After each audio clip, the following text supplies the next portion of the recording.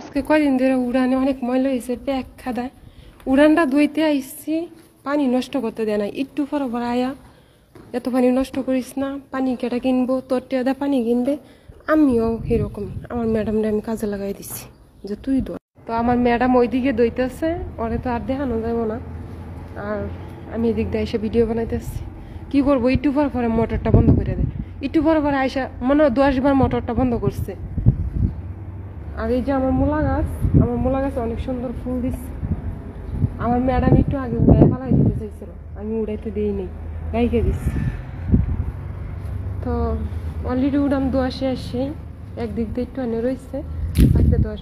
এই যে বাইরে কাদা, ওই কাদাগুলা পাইরা আইসা আস্তে উড়ানের থেকে গড়ে নে দুই। তো আমি কষ্ট আমার হয়, ওরা কি বুঝবে।